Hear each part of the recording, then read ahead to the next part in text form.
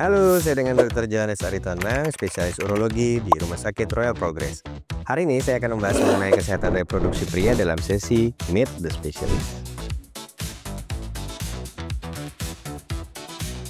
Banyak pria merasa dirinya sehat, tetapi ketika bicara soal kesuburan atau fungsi seksual, baru muncul pertanyaan seperti, normal gak sih kalau ejakulasinya cepat? Kenapa ya udah nikah lama tapi belum punya anak juga?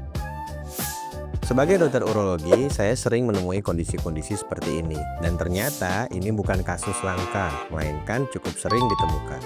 Kesehatan reproduksi pria bukan hanya soal sperma, tetapi juga menyangkut fungsi organ seksual, hormon, pembuluh darah, hingga faktor mental. Dan ada 4 masalah utama yang sering kami temui.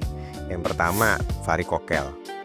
Ini adalah pelebaran pembuluh darah di skrotum, mirip seperti varises di kaki. Varikokel bisa meningkatkan suhu di sekitar testis dan menurunkan kualitas sperma. Bahkan, varikokel merupakan salah satu penyebab infertilitas pria yang paling sering ditemukan.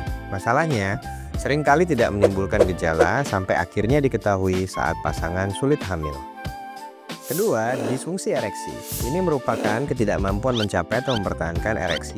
Bukan cuma soal kejantanan, disfungsi ereksi bisa menjadi tanda awal penyakit seperti diabetes, hipertensi, gangguan pembuluh darah, ataupun stres. Dan ini bisa terjadi bahkan pada usia 30-an.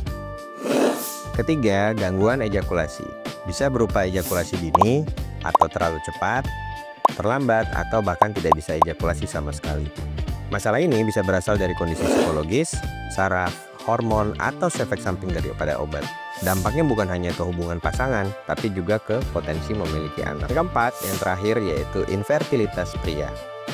Banyak yang mengira masalah kesuburan selalu dari pihak wanita. Padahal menurut WHO dan American Society for Reproductive Medicine, sekitar 40-50% kasus infertilitas justru melibatkan faktor pria. Bisa karena gangguan produksi sperma, hormon, ejakulasi, atau kelainan bawaan.